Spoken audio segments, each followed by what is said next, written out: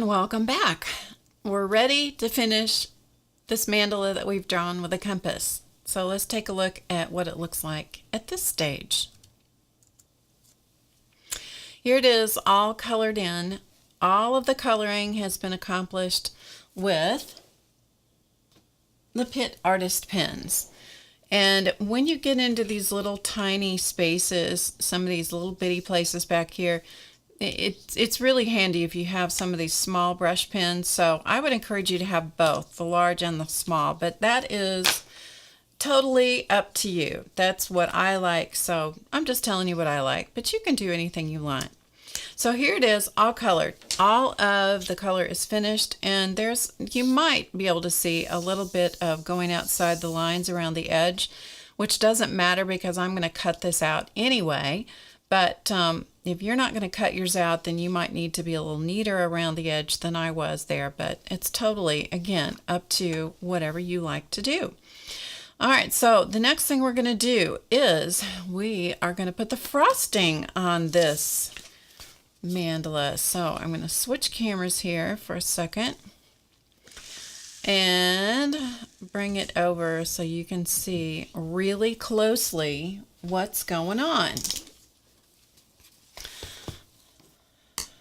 So I'm just rearranging my stuff just a little bit here. Okay, so what I'm going to use to do the embellishment on this one is I'm going to use 3 different pens. I have the black Jelly Roll pen, I have a white Jelly Roll pen. These are by Sakura. These are Jelly Roll pens, that's what they're called. And then this one is the Signo Uniball Broad white pen. This is a great pen as well. It has a much broader tip. And one of the things I like to have when I'm doing this is I like to have a piece of scratch paper handy so that I can get the pen going. And when you're working with white, of course, it's a good idea if you have some dark color cardstock or paper or something so that you can make sure that your pens are working. So I generally have both because I'm working with white and I'm working with black. So I generally need to have 2 pieces of paper, a light color and a dark color. So if you see me where my hand disappears for a minute, it's just because I'm working with the pens, just to make sure that everything's working the way I want it to. Okay, so I'm going to use the broad tip Uniball pen. And I'm just going to start adding some color and some embellishment in what I call the frosting. So I'm going to start in the center as I usually do, and then I'm just going to start adding whatever I think about, whatever seems like it strikes me at the moment. So I'll use dots and lines and squiggles. And just whatever I think of, whatever I think I'm going to like. So I'm going to go and let's see, I might do this.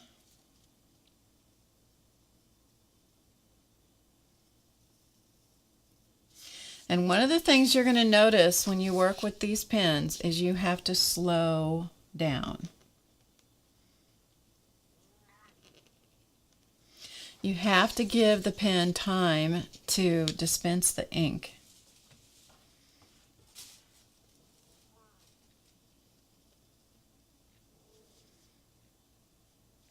And if you don't get a line that you like, what you want to do is let it dry.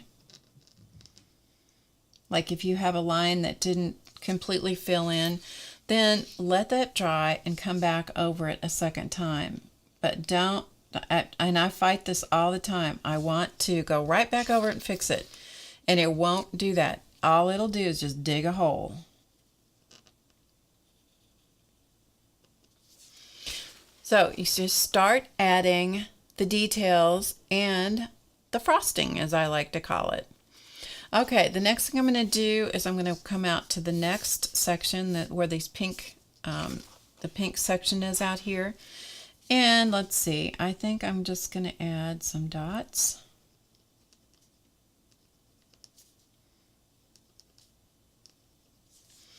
and then maybe some lines.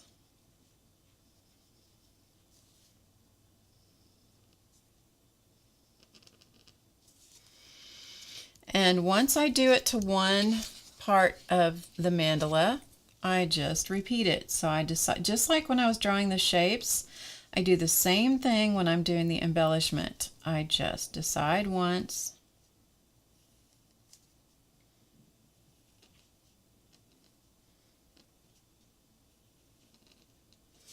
and then repeat.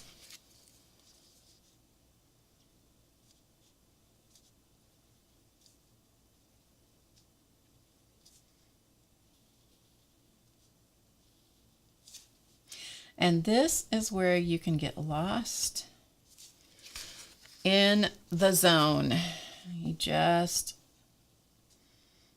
I can spend hours and hours embellishing a mandala. At some point, I just have to decide it's finished. Otherwise, I can just keep working on it and working on it.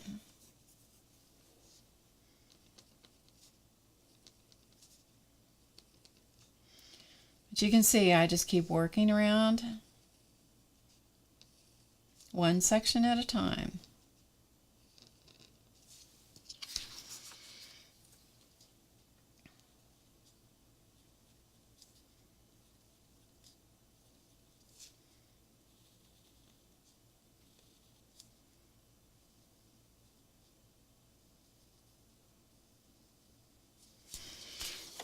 Just like that.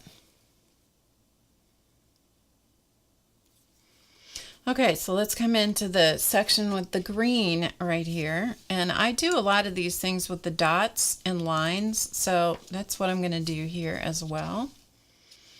So I'm going to start right here, and I'm going to do a line and a dot, a line and a dot, a line. These are little curved lines and a dot. Same thing on the other side. And then up here where there's this dot up here, that green, I'm just going to put a little white dot in the middle of it, just to give it some sparkle. And once again, I've decided, now I'm going to repeat.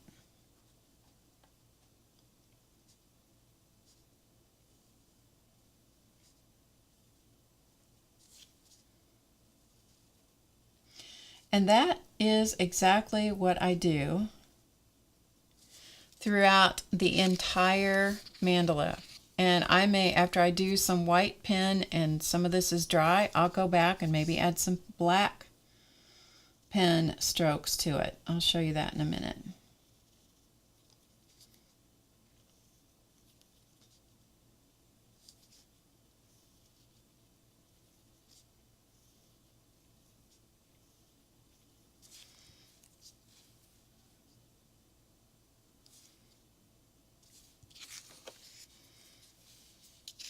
So we'll finish the rest of this green one.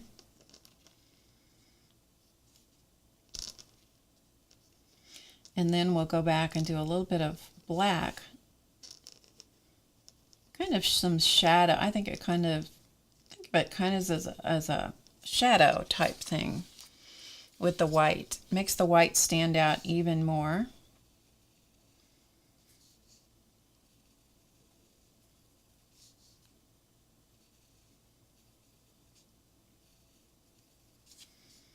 You could also do these same kinds of things with a paint pen. So if you had a fine line paint pen, you could do the same kind of thing. You just need to practice with your whatever it is, whatever your marker, your pen, you need to just practice with it and make sure that it's going to work on top of your whatever marking or coloring device you've used.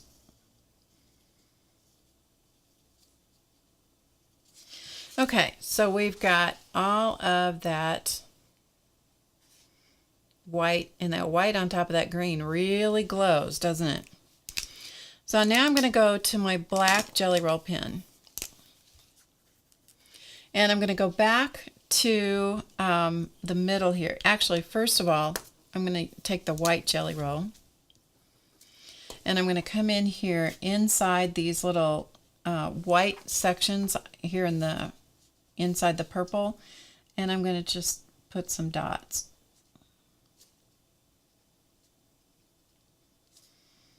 It just helps to sparkle it up. This is a finer pen, finer tip pen, and so if you're going to do small dots in small areas, then this is a better choice rather than the Signo pen, because the Signo pen is pretty, tends to be a much broader tip. Okay, so if I want to come in here and make some of these things stand out a little bit more, then for example, these lines with the dots on them in the pink area, I can decide to come in here, because this is a much finer tip with this black.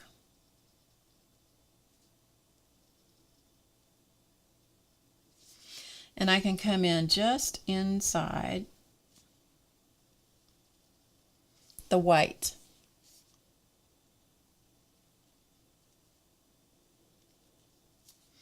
And I might even outline the white ball dot on the end.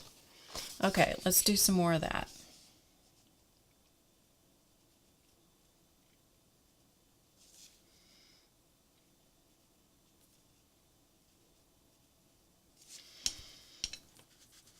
And if your pen decides that it's going to be ornery, just scratch it off on a piece of paper.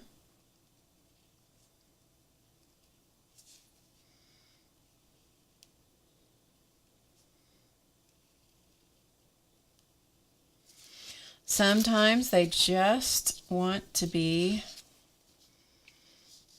annoying.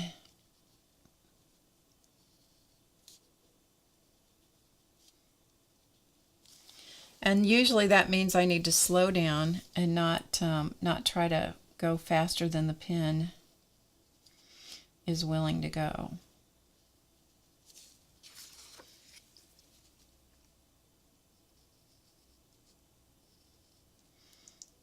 But once again, decide what you're going to do once, and then repeat all of the way around the circle. So you can see the difference between that little black outline and no black outline. Now maybe you like it better with just the white, and that's perfectly fine, but this will give you something to look at. And over here where it got a little bit messy, I might come back in here with my white pen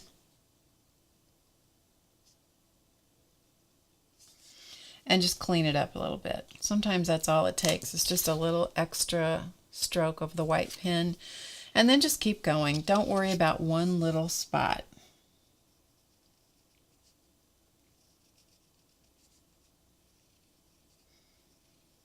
By the time you are finished, you are never going to pay attention to one little place that is not perfection.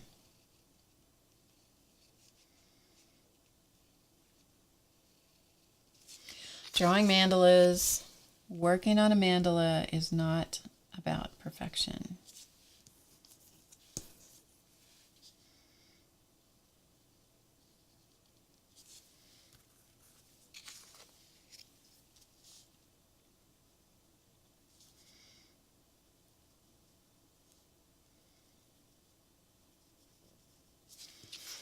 Okay, so we have that with some black and some white in this center, and you can see how it's just started to make everything kind of come alive. So I'm going to do the same thing in this next area.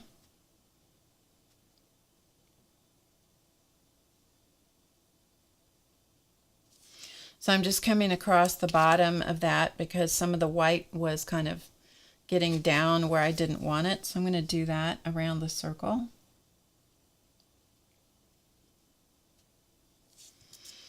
Just making sure that my black line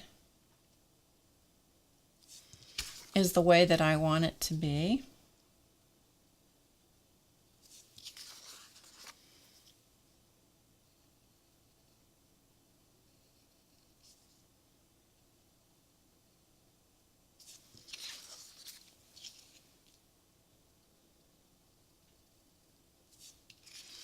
Okay, and then I'm going to do the same thing I did in the inside. I'm going to just take my black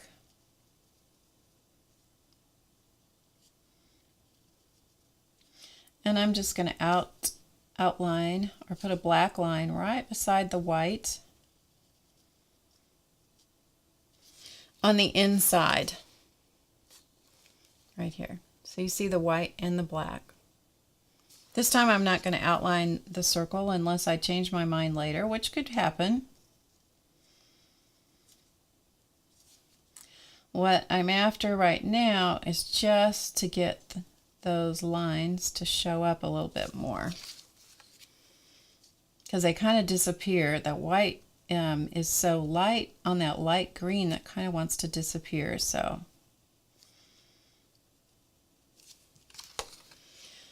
this just gives it some more definition.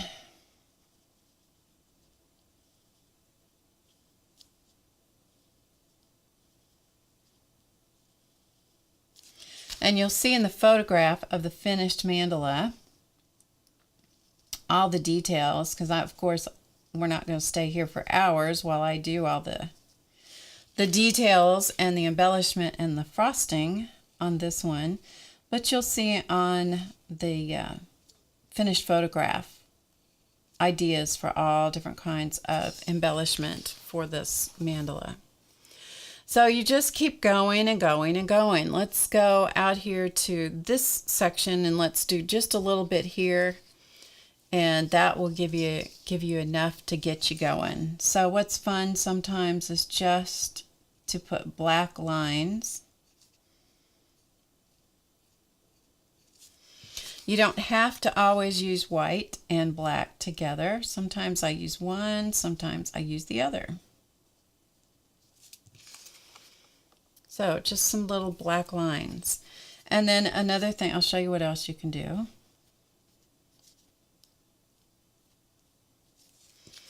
So we'll finish putting these little black lines around here.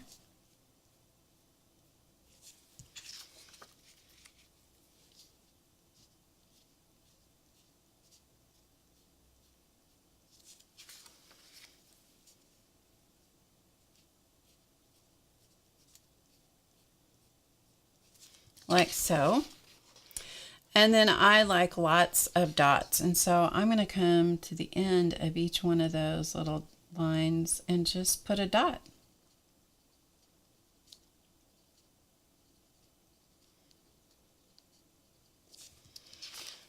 And that changes it quite a bit here from this to this. I just like the way it looks, so that's what I'm going to do. And that is exactly how I decide how I'm going to embellish these. I literally just play with it. And whatever shows up, whatever I think about, I'll do it. And do I like every single thing I've ever done on the hundreds of mandalas I've drawn? No. But I like most of them.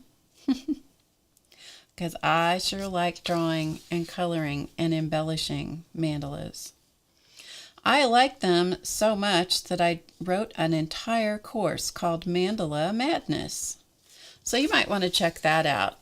It's a course filled with all kinds of video classes. It's a video course, video workshop actually, and it has 13 classes, 4 bonus classes, and 6 show and share videos. So you probably want to check that out. If you like mandalas, I bet you're going to like that course. So check out Mandala Madness. And let's see, what else do we want to do? Sometimes when you want things that are not too in your face, you know, kind of subtle, in a dark color like this right here, I might just use the black pen only. Let's see. Let's try this.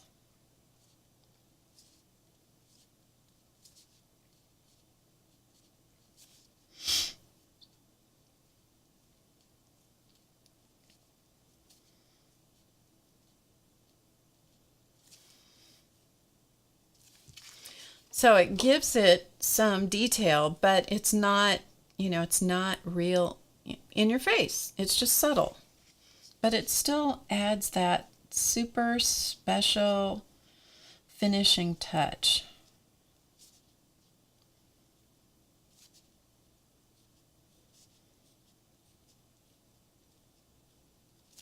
That I absolutely love to do.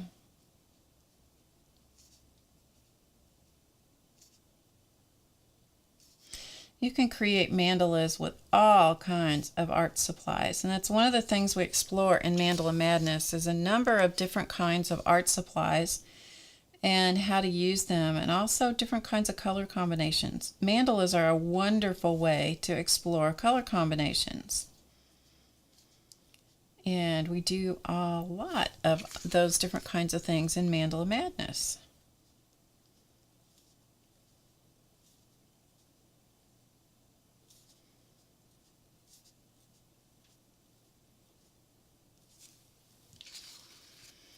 All right, so we are going to stop here with this round, and I'm going to show you a finished mandala made in the same exact process, and I'll show you what I do with it. So here is our mandala to this point. So you can see how it's beginning to just take on a life of its own. It's beginning to sparkle and shine with all the white and the black details going on, right? So here's one that has been completely finished. The colors are a little bit different, but what I've done here, and I'm going to cover up the other page just simply because it's a different style of mandala, and I don't want to get you confused with what's going on with it. So we're just going to cover that one up and